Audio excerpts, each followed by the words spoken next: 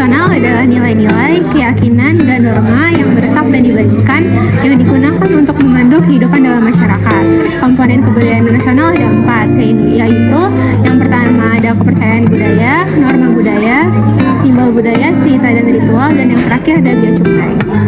Terdapat 2 model budaya nasional. Yang pertama adalah model Hofstede. Model Hofstede adalah dimensi budaya berdasarkan survei karyawan IBM lebih dari 50 negara.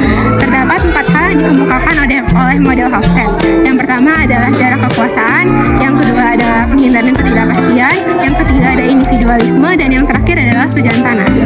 Model budaya yang kedua adalah model budaya global atau Global Leadership and Organizational Behavior Study. Model budaya ini memberikan wawasan tambahan untuk memahami budaya. Terdapat 3 dimensi budaya global yang dikemukakan. Yang pertama adalah orientasi masa depan, yang kedua adalah orientasi kinerja, dan yang terakhir adalah orientasi manusiawi. Dalam mempelajari budaya bisnis dan budaya nasional, kita perlu mengetahui pengertian dari budaya bisnis. Budaya bisnis sendiri merupakan nilai, keyakinan, serta norma tentang bagaimana kita melakukan hubungan bisnis di masyarakat. Dalam melakukan bisnis di masyarakat, tentu kita perlu mempertimbangkan etika bisnis.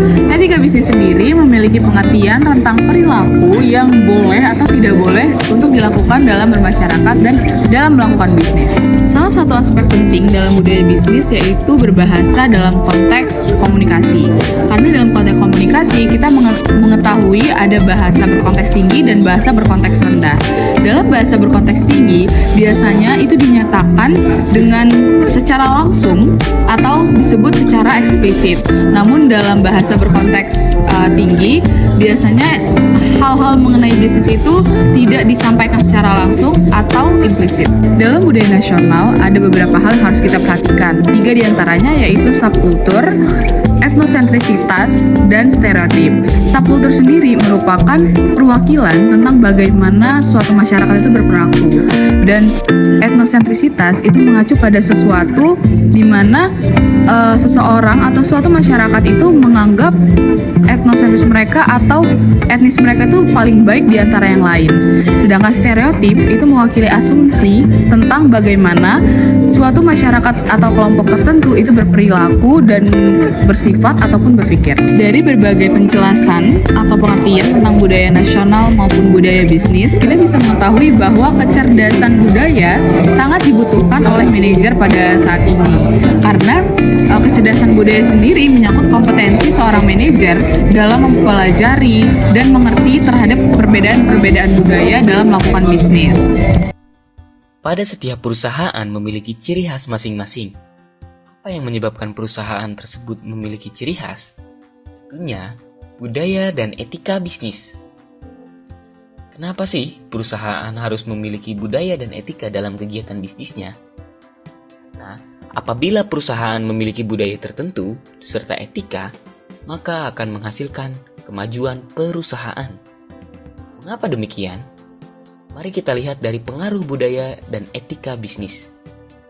Ketika perusahaan menanamkan budaya dan etika dalam bisnisnya, maka akan mempengaruhi perilaku karyawan. Nah, perilaku karyawan yang baik juga menyebabkan tingkah laku pengambilan keputusan menjadi lebih bijaksana. Itulah yang menjadi dasar kekuatan untuk memajukan perusahaan. Mari kita ambil contoh dari perusahaan Nissan Motor. Nissan adalah perusahaan otomotif dari Jepang, di mana Jepang terkenal dengan budaya perusahaan dan standarisasi produknya. Nissan sendiri memiliki budaya perusahaan yang disebut Nissan Way. Budaya perusahaan ini dijadikan sebagai tolak ukur dalam kebiasaan berpikir dan bertindak yang diharapkan dari karyawan dalam melakukan pekerjaan. Mengapa perlu Nissan Way? Karena setiap karyawan mempunyai kepentingan dan pemikiran yang berbeda-beda. Hal ini bisa menimbulkan konflik dalam organisasi, sehingga melemahnya organisasi tersebut. Dengan Nissan Way, diharapkan semua pemikiran akan menjadi sama. Nah, apa saja sih yang masuk ke dalam Nissan Way? Pertama, adalah mindset atau pola pikir. Yang termasuk ke dalam mindset adalah cross-functional and cross-cultural, di mana pola pikir karyawan dapat terbuka lintas budaya dan lintas fungsi. Kemudian, transparent. Segala sesuatu yang dilakukan oleh karyawan memiliki transparansi dan dilakukan secara terbuka. Selanjutnya, leaner. Struktur organisasi yang ada menjadi lebih ramping, berarti setiap perintah lebih tepat sasaran.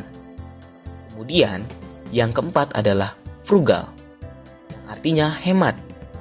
Setiap langkah dan keputusan yang diambil efektif dan efisien. Yang terakhir adalah kompetitif, di mana perusahaan memiliki kemampuan untuk bersaing. Selanjutnya ada action. Yang termasuk ke dalam action adalah motivate. Setiap karyawan memberikan aksi berupa motivasi, kemudian komitmen, dan memiliki target. Memiliki performa, bertolak ukur, dan siap menghadapi segala tantangan. Seberapa penting budaya tersebut? Tentunya sangat penting. Karena apabila perusahaan memiliki karyawan yang berkualitas, maka akan meningkatkan produktivitas perusahaan. Maka dari itu, Nissan berhasil mendapatkan titel sebagai produsen mobil yang berasal dari Jepang, yang memiliki tingkat penjualan paling tinggi di Eropa, menggeser Toyota. Selain itu, Nissan berhasil membuat second brand berupa luxurious product dengan merek Infiniti, dan third brand bermerek Datsun. Dan sekarang, Nissan telah mengakuisisi Mitsubishi pada 12 Mei 2016 lalu dengan nilai sebesar 29 triliun rupiah. Fantastis bukan? Nah, makanya sebagai pelaku bisnis kita harus menanamkan budaya dan etika pada perusahaan kita nantinya.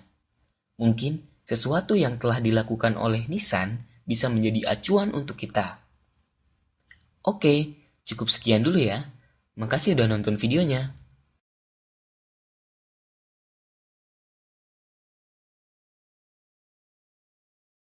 Budaya nasional.